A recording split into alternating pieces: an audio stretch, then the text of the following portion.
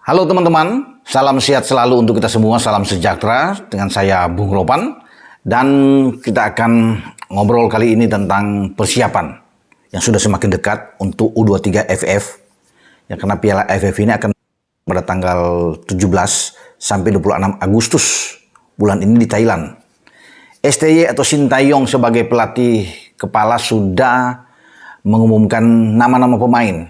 Ya, karena TC itu persiapan itu sangat singkat, sudah dimulai pada tanggal 8. Ya, tanggal 8 itu hari ini. Di mana STY akan mengumpulkan semua pemain, 23 orang. Tadinya kemarin itu sempat diumumkan 26 pemain. Ini menarik nih. Tapi setelah beberapa saat diumumkan, dirilis oleh PSSI, kemudian hilang, lenyap. Ya, di mana banyak orang yang bertanya-tanya. Ya, kenapa kok bisa hilang dari list itu? Padahal orang sudah banyak yang tahu bahwa ada 26 pemain yang dipanggil, termasuk di sana ada Ivar Jenner, ya, dan juga ada Rafael Struijk, dua pemain kita yang bermain di Belanda bersama dengan Utrecht dan juga dengan ADO Den Haag. Juga ada Witan Sulaiman di dalam nama-nama itu. Ada Haikal Al-Hafiz juga di dalam.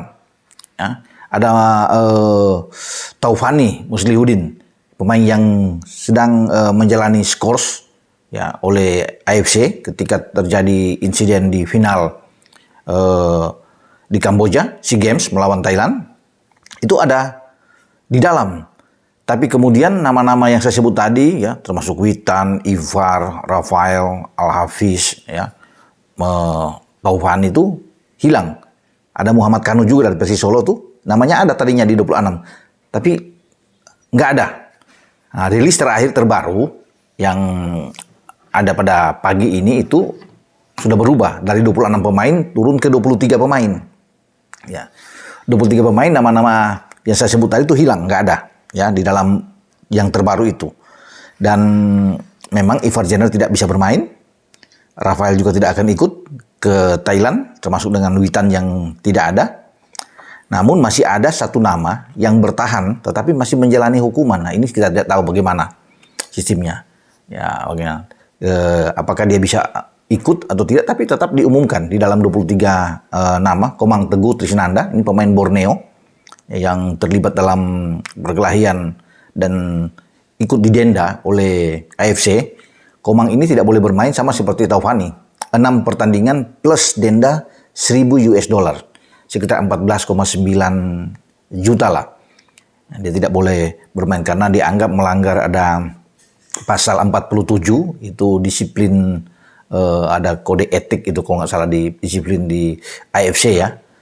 Jadi memang ini yang disesalkan karena 6 pertandingan ini, sehingga dia bersama Taufani dan Titan Agung, ada 3 kan pemain Indonesia yang tidak boleh bermain dalam 6 pertandingan. Sehingga mereka tidak dipanggil, tapi Komang ada. Ya, ini yang menarik untuk bisa dilihat bahwa SC tetap memanggil dia. Padahal AFC sudah jelas-jelas mengatakan ini kena hukuman dan tidak boleh bermain dalam 6 laga di bawah tim nasional tentunya. Dan kalau melihat dari daftar ini 23, ada pemain-pemain yang akan melakoni debut di timnas kita. Ya, katakanlah di sini seperti Muhammad Ragil yang dipanggil oleh STY dari Bayangkara, ini pemain depan, ada 2 pemain depan bahkan. Kemudian Abdul Rahman dari Rans FC juga dipanggil oleh STY, ini suatu kejutan ketika STY memasukkan 2 pemain ini.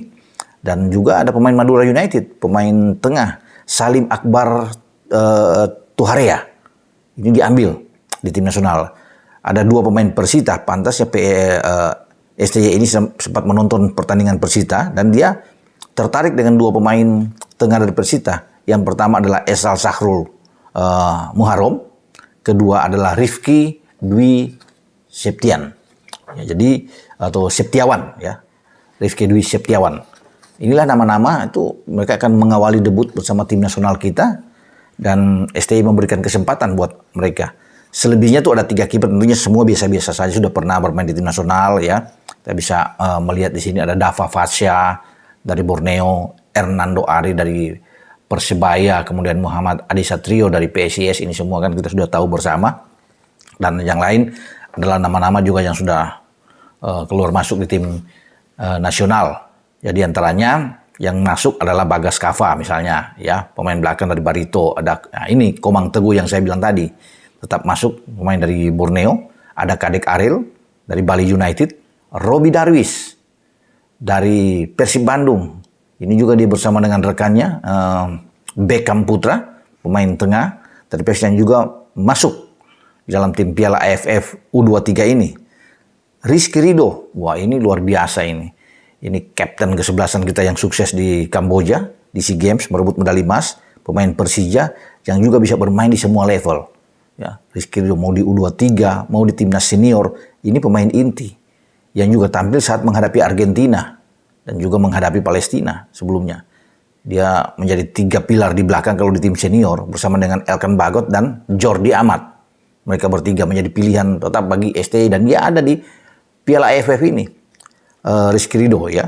Ada Muhammad Ferrari yang juga ada di Persija.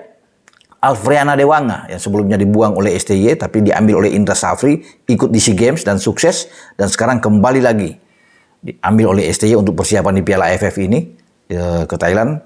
Afriana kita tahu pemain dari PSIS Semarang. Ada Irfan Jauhari dari Persis Solo. Ada Frankie Misa, mantan ex Persija yang sekarang sudah berlabuh di Persikabo.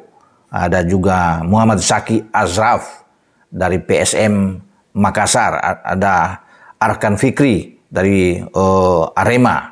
Kemudian Muhammad, ya, Fajar Fatur Rahman. Ini yang pemain yang sukses menjadi top skor bersama dengan Ramadan Sananta di SEA Games Kamboja. Ini pemain Borneo yang dipanggil. Mungkin dia ada di depan dan termasuk dengan Ramadan Sananta yang sekarang ex-PSM yang ada di Persis Solo ini dipanggil juga Ramadan. Jadi mungkin saja dua pemain ini akan ditaruh di depan oleh STY di Piala AFF ini. Satu lagi nama terakhir adalah yang panggil adalah James Kelly Schroyer, ya, Persik Kediri.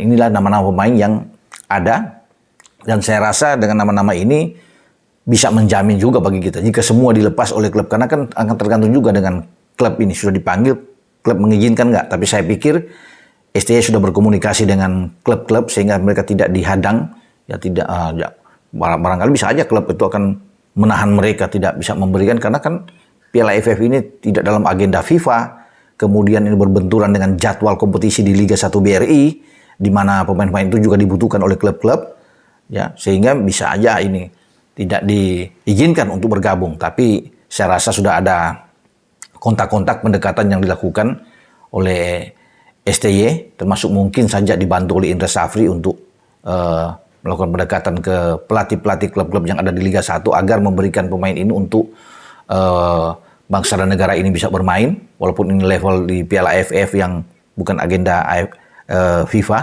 tetapi kita tetap harus bermain dengan serius, walaupun sebenarnya tidak diberikan target oleh Ketua Umum Erick Thohir ya untuk Piala AFF ini. Tapi bagi STY dia tidak ingin melewatkan ini semua. Siapa tahu kita bisa menjadi juara, terbuka kesempatan itu dengan nama-nama seperti ini. Saya pikir saya menjamin ya bahwa kita sangat kuat kalau bisa melihat, terlepas dengan ada, saya bilang tadi ada 5-6 pemain yang akan mengalami debut mereka di tim nasional, tapi nama-nama yang saya lihat, wah ini oke punya ini. Dengan 2 top skor yang ada di SEA Games, Ramadan Sananta bersama dengan Fajar Fatur Rahman, ya, dan ada Rizky Ridho di belakang yang mengendalikan bersama dengan Muhammad Ferrari, ya, kemudian ada Bagas Kava, ada Kadek, ini pemain-pemain yang oke. Termasuk dengan ada Frankie Misa dan Bagas yang bermain dari 2 flank di belakang. Saya pikir kita punya kekuatan ya untuk bisa bersaing, karena kita pertandingan pertama itu sudah harus berhadapan dengan Malaysia. Kita berada di grup B bersama dengan Timur Leste. Nah, kita menang melawan Malaysia di tanggal 18 Agustus ini. 2 hari kemudian kita menghadapi Timur Leste. Menang aja dulu lawan Malaysia, itu kan kunci. Menang melawan Malaysia kita pasti lolos. Karena dari 3 grup ini akan diambil juara-juara grup. Itu langsung lolos. Thailand ada di A, sementara Vietnam ada di C. Saya pikir ini yang diunggulkan akan lolos. Tergantung Indonesia dan Malaysia. Kalau kita lolos akan ada satu lagi akan ditambah dengan runner up terbaik, akan dilihat siapa yang bagus di sini untuk bisa bergabung di 4 besar masuk di semifinal. Nah, semoga kita berdoa bersama bahwa tim asuhan STY ini akan berbuat banyak, walaupun ini hanya di level Piala AFF yang tidak diberikan target khusus oleh PSSI. Karena STY harus bisa menghadapi setelah ini hanya seminggu kemudian harus bisa meracik tim U23 kita, di mana kita menjadi tuan rumah di kualifikasi Piala Asia yang akan berlangsung di Manahan Solo pada September yang akan datang. Karena kita tahu bersama kita akan bermain melawan Turkmenistan dan Cina Taipei di antara 9 dan 12 September. Tanggal 8 bahkan STY harus bisa mengumpulkan pemain lagi di tim senior menghadapi FIFA Match Day melawan Turkmenistan senior yang akan berlangsung di Gelora Bung Tomo, Surabaya. Itulah agenda-agenda padat yang harus dilewati oleh STY, tapi dia sekarang harus fokus dulu di Piala AFF U23. Semoga berhasil.